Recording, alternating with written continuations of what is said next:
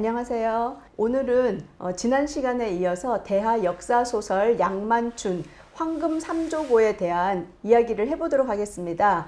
오늘은 제2권 살수는 흐르고 있는가에 대해서 김풍길 작가님과 함께 이야기를 나눠보도록 하겠습니다. 작가님 보니까 제2권의 내용은 그 수양제의 고구려 침공과 그것을 패수와 살수에서 승리로 이끈 양만춘의 이야기, 그리고 양만춘 장군이 요서에서 활동한 이야기가 많이 들어있는 그런 책이었습니다. 왜 수양제의 고구려 원정이 일어났다고 생각하십니까? 중국 대륙이 분열되었다가 통합을 하면 반드시 주위 이웃 여러 나라에 압력을 넣어서 정복을 하려고 하는 그 세계제국을 이루려는 경향이 굉장히 농후합니다. 한무제가 말하자면 우리나라를 침입해가 한사군을 건설한 것이나 혹은 서역을 정벌해 가지고 하스사군을 개척하고 실크로드를 개척한 것이나, 그 다음에 수나라 경우도 마찬가지로 통일이 되자 주변 여러 나라를 갖다가 압력을 넣었는데, 이러한 중국의 경향은 오늘날도 마찬가지인 것 같습니다. 수나라가 300년간 계속되었던 혼란을 극복하고 통일하자 우선 북방 초원의 강력한 유목제국 돌거를 동서로 분열시켰고, 그 세력을 약화시킨 후 서역 여러 나라를 정벌했습니다. 뒤이어 동방의 강력한 문명제국 고구려를 복속시키렸고, 고구려의 영향력이 강력했던 요서로 진출했지요.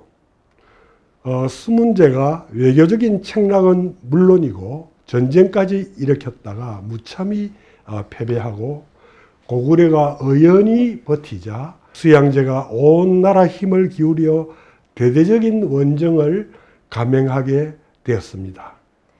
네, 수양제가 일찍이 세계 역사상 전례가 없었던 113만 대군을 동원하고서도 고구려 정복에 실패한 근본적인 원인은 무엇 때문이라고 보시는지요? 우선 영양태왕의 탁월한 외교정책을 주목해야 되겠습니다. 나라를 굳건히 지키려면 통치자는 되도록 적국은 고립시키고 동맹국은 많이 만들면 만들수록 유리하겠죠. 그리고 어떤 경우에도 동시에 두 나라와 싸우는 양면전쟁만큼은 피해야 합니다. 역사 기록이 그래 많이 남아있지는 않지만 영양태왕은 북방 초원의 강력한 유목제국 동돌궐에 AD 607년에 평화사절단을 보냈습니다. 저 책도 여기서부터 시작됩니다.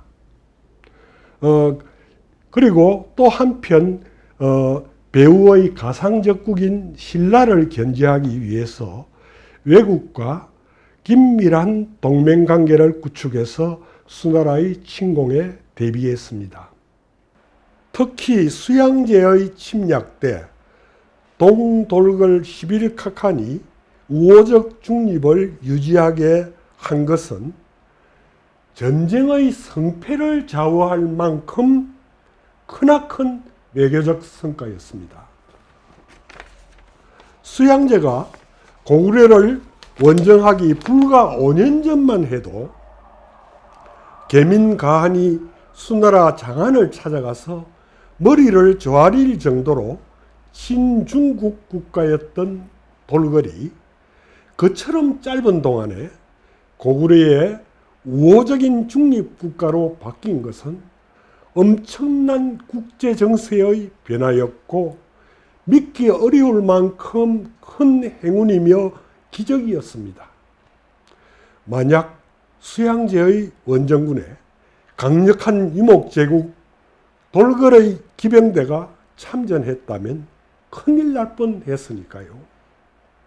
그래서 황금 3조고 소설 첫째 번 맨 첫머리를 AD 607년에 있었던 고구려의 돌궐 사절단 파견으로부터 시작하고 양만추는 사절단을 따라간 소년 영웅으로 등장시켰던 것입니다.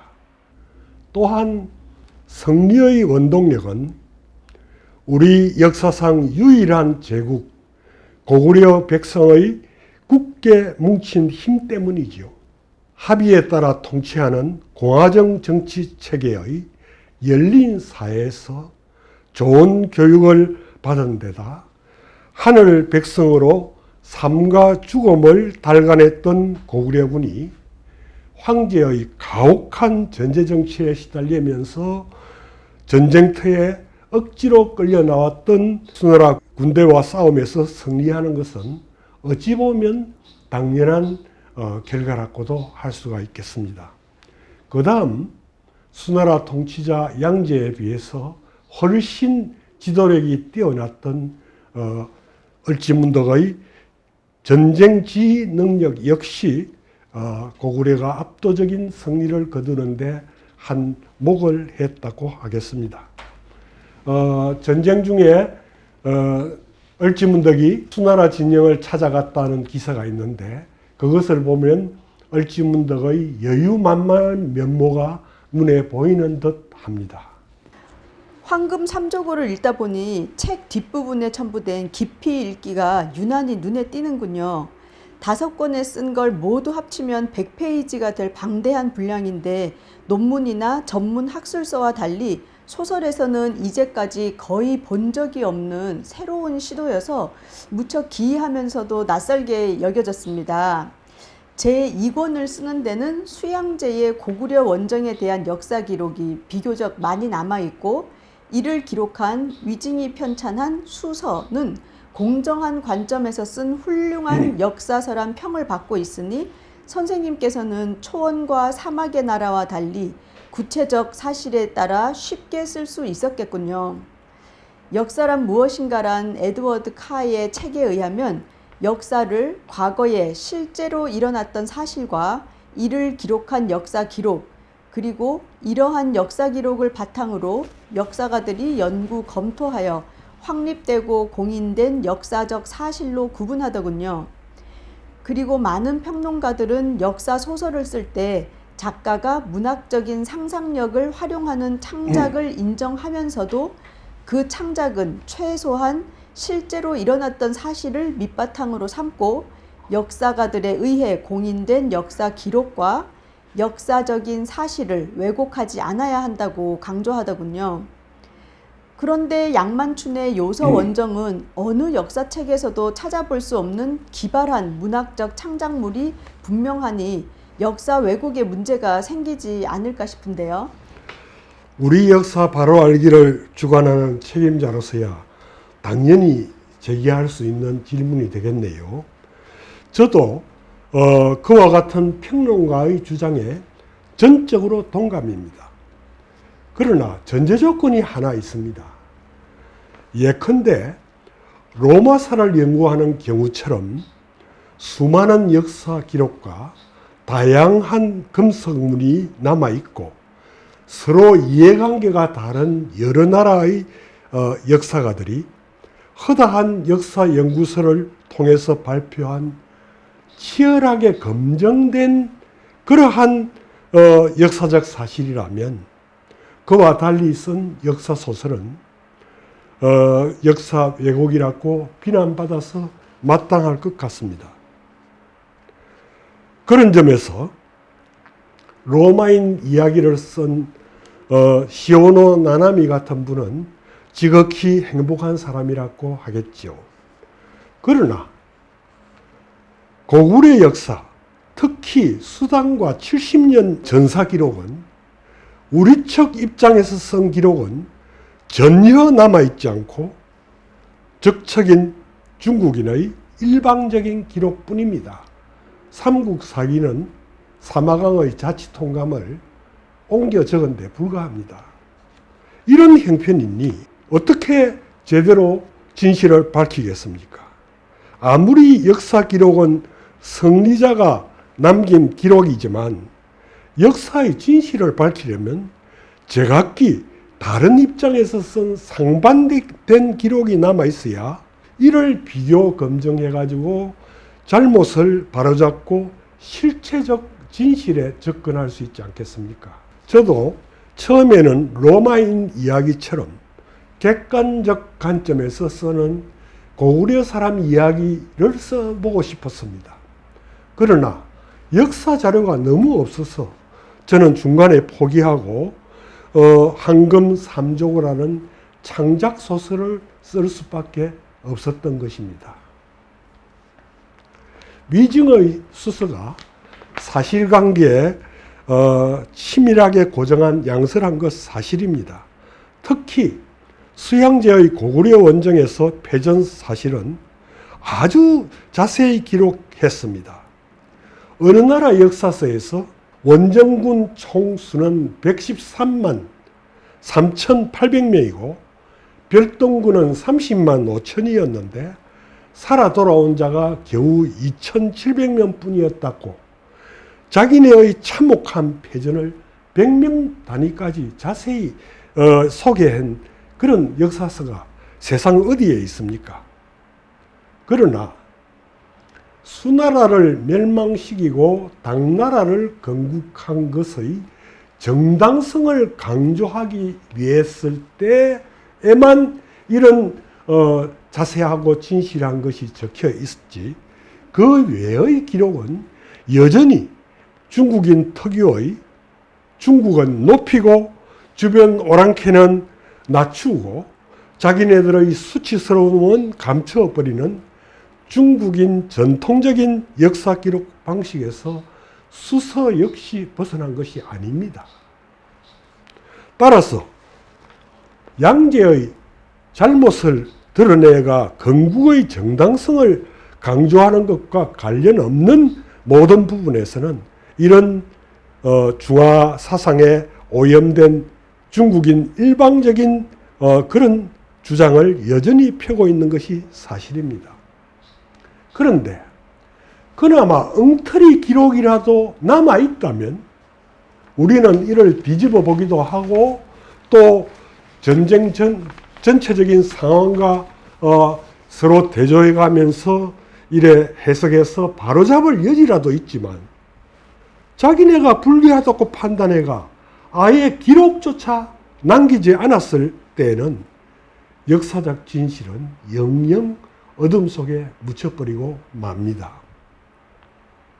따라서 이따위 일방적이고 왜곡된 역사 기록을 바탕으로 역사가가 쓴 역사적 사실, 소위 교과서라 합시다. 역사 교과서. 이런 것을 실제로 일어났던 사실과는 동떨어질 수밖에 없지 않겠습니까? 이런 난처한 경우 역사 소설을 써야 하는 소설가는 어떻게 해야겠습니까? 네, 선생님께서 이 소설을 쓰시면서 당면했던 고충은 잘 알겠습니다. 그렇다고 타임머신이라도 타고 그 옛날로 돌아가서 진실을 밝힐 수도 없을 테니까요. 그러나 일권 초원과 사막의 나라 이야기는 한 젊은이의 개인적인 체험을 바탕으로 삼았으니 문학적인 상상력을 마음껏 발휘하여 추상화로 그린다 해도 나름대로 용인이 되겠지만 이번 2권인 살수는 흐르고 있는가란 제2권은 객관적인 고구려와 수나라의 전쟁을 배경으로 삼고 있으니 문학적인 상상력을 인정하는 데 한계가 있지 않을까요? 그렇습니다. 명색이 역사 소설이라면서 아무리 적척의 일방적인 역사 기록뿐이라고 할지라도 무조건 이를 무시하고 엉뚱한 주장은 할 수 없겠죠. 이런 때는 명탕정 설록홈정처럼 적척이 남긴 증거인 역사 기록을 일단 의심의 눈초리로 살피면서 그 기록을 뒤집어 보기도 하고 또 감춰진 숨은 뜻을 찾으려고 돋보기를 갖다 대기도 하는 등 온갖 방법을 동원해서 실제로 일어났던 진실을 뒤쫓으려고 발버둥 칠 수밖에 없지요. 그러다가 적의 기록에 허점이라도 하나 발견하면 옳다구나 하고 전쟁의 전체적인 흐름하고 그 잘못을 서로 대비해 가지고 합리적인 진실을 추구하게 됩니다. 특별한 경우에는 높은 산에서 이 전쟁터를 굽어보면서 내려다보듯이 내가 을지문덕이었다면 저런 경우 어떻게 했을까? 또는 적장이었더라면 하는 어떤 선택을 했을까 하는 역사적 관점의 상상력까지 동원하게 되었습니다.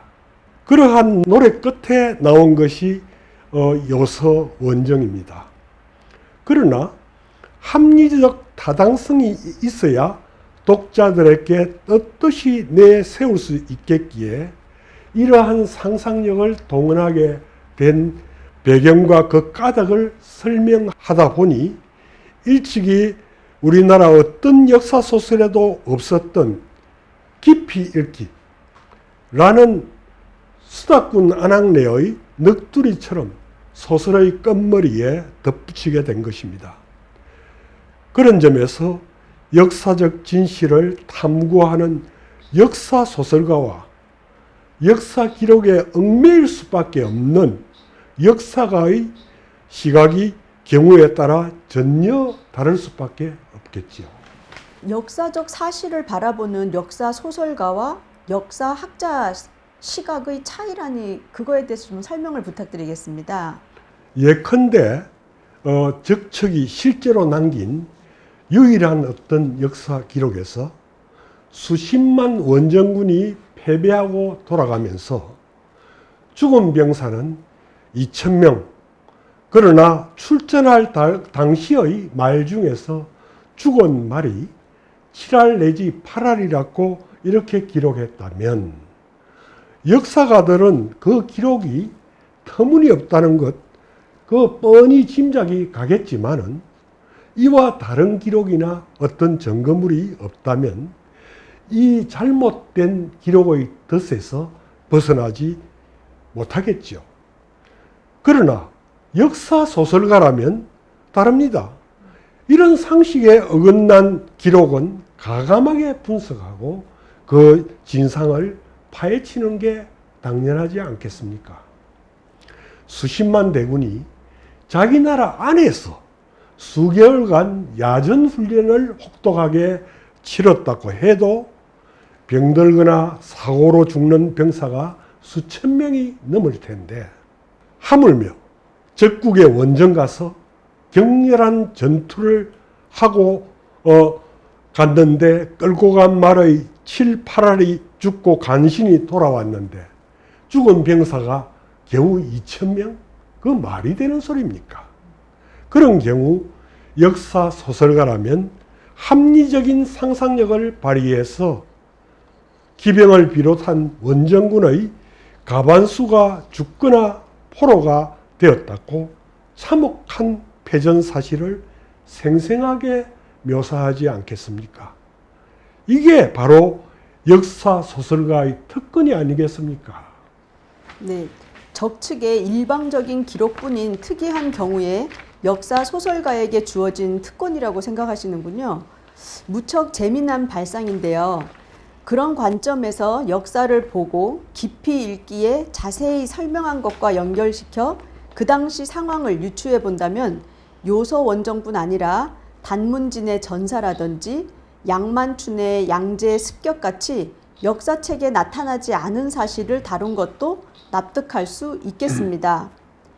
제가 보기에는 황금 삼조고를 읽는 대부분 독자들께서는 구태여 깊이 읽기를 보지 않으시더라도 소설을 읽고 즐기는데 전혀 지장이 없겠습니다. 다만 고구려 역사에 대해 관심이 많은 독자께서 역사책에서 보지 못하셨던 새로운 사실을 보고 궁금증을 가질 때 이를 속 시원하게 해소하는 데는 깊이 읽기가 좋은 길잡이가 되겠군요. 제2권 중에 개마고원 풍경이나 백두산 등정, 그리고 담징의 법룡사 금당벽화나 양만춘이 죽음의 늪에 빠진 연합군인 거란군을 구조하는 장면도 재미나게 읽었지만 가장 가슴 벅찬 것은 영양 태왕의 아들, 둘째 아들인 환진 왕자의 전사 장면이더군요. 마치 고구려 통치 계급의 나라 사랑과 고귀한 희생 정신을 눈앞에 보는 듯해서 가슴이 뭉클했습니다. 아울러 동방의 문명 제국 고구려의 위대함과 글쓴이의 고구려 사랑을 생생하게 느꼈습니다. 고구려 역사를 건국때부터 차례로 글을 쓰고 있는 어느 인기 작가가 있는데 그 작가의 소설을 탐독하고 또 작가님의 황금 삼조고를 읽은 어떤 평론하시는 분께서 말씀하시기를 그분은 뜨거운 가슴으로 고구려를 쓰시지만 선생님은 얼음같이 냉철한 머리로 쓴다고 하더군요. 무척 감사한 말씀 들으니 문득 프로타크 영웅전에서 읽은 옛 그리스 시대의 유명한 두 웅변가 이야기가 생각나는군요. 한 웅변가는 말 더듬이였던 모양인데 그 친구가 말하기를 여보게 자네 웅변을 들으니 촛불 냄새가 짙게 배어 있는 것을 느끼네 라는 일화가 떠오릅니다. 저 책은 그렇게 화려하고 매력적인 문장력은 없지만은 고구려를 사랑하는 마음으로 진실하고 성실하게 썼다고 자부합니다. 그분이 아직 강개토 대왕까지는 쓰지 않았으니까 아마도 3, 4년 후에라야 고구려의 수당 전쟁을 그 인기 작가께서 다루시겠군요. 그날이 빨리 와서 제 황금 삼조고와 나란히 펴놓고 비교하며 읽힐 때가 무척 기대되는군요. 독자 여러분께 부탁이 하나 있습니다. 저는 제 나름대로 특이한 발상과 새로운 관점에서 황금 삼조고를 썼지만 이 소설에 적지 않은 오류나 흠이 있으리라고 짐작합니다. 다행히 이 책이 많이 팔려 재판을 찍는 행운의 기회가 주어진다면 그때를 위해서 독자 여러분의 애정어린 질타를 간절히 바랍니다. 우선 황금 삼조고에 대해서 A4 용지 20페이지 이상 분량의 비판문이나 도포감을 간단한 양력과 함께 우편으로 보내주시면 우리 역사 바로 알기에 6월 30일까지 보내주십시오. 그 중에 5분을 선정하여 20만 원 사례금을 드리겠습니다. 적어서 죄송합니다. 특히 비판문의 경우는 깊이 읽기 내용에 대한 검증이나 각종 역사 논쟁이면 더욱 환영하겠습니다. 이 중에서 가장 깊이 있는 내용을 쓰신 분에 대해서는 우리 역사 바로 알기에 초대해서 본인의 의견을 피력할 기회를 제가 주선하도록 하겠습니다. 둘째로 황금 삼조고 저 책 내용 중에서 오자 탈자가 있거나 혹은 이런 문장이라면 이렇게 바꾸면 더 효과적이지 않겠느냐 등등 그 무엇이든지 여러분이 읽어보시고 느낀 바를 적어 보내주시면 그 중에 20분을 추려가지고 나남 출판사 조회장께서 지으신 나무 심는 마음이라는 책을 한 권씩 보내드리도록 하겠습니다. 그리고 또 한 바라기는 저 책에서 저는 찾을 수 있는 한도 내에 모든 고구려 사람이 지은 시와 노래를 책에 반영한다고 반영했습니다. 그러나 여러분들 중에서 혹시 이 고구려 사람이 지은 문학 작품을 발견하시면 근거 그 출전과 함께 보내주시면 제가 대단히 감사하겠습니다. 저희 간절한 소망은 부족한 점이 많지만은 영광스러운 나라 고구려를 나타내려고 애쓴 이 황금 삼조고가 널리 읽혀지는 것을 간절히 바랍니다. 여러분의 카페나 독서클럽 또는 친구들에게 널리 알려주시면 대단히 감사하겠습니다. 마지막으로 제가 관여하는 황금 삼조고라는 네이버 블로그가 있사오니 지금까지 말씀드린 그런 여러 가지 것 외에 고구려에 대한 역사 소설을 쓰시다가 여러분이 여러 가지 애로점이나 장벽을 느끼시면 저에게 상담해 주십시오. 제가 성의 있게 여러분의 그런 분을 도우도록 하겠습니다. 제가 워낙 고초를 많이 겪은 선배니까 아마 여러분들에게 도움이 되지 않을까 싶습니다. 그리고 이 매력 있는 나라 고구려를 쓰는 모든 소설가는 저는 하나의 동료로서 따뜻한 느낌의 마음을 갖습니다. 감사합니다. 네, 수고하셨습니다. 셋째 시간에는 양만춘의 개혁을 위한 몸부림을 다루겠습니다. 감사합니다. 네, 감사합니다.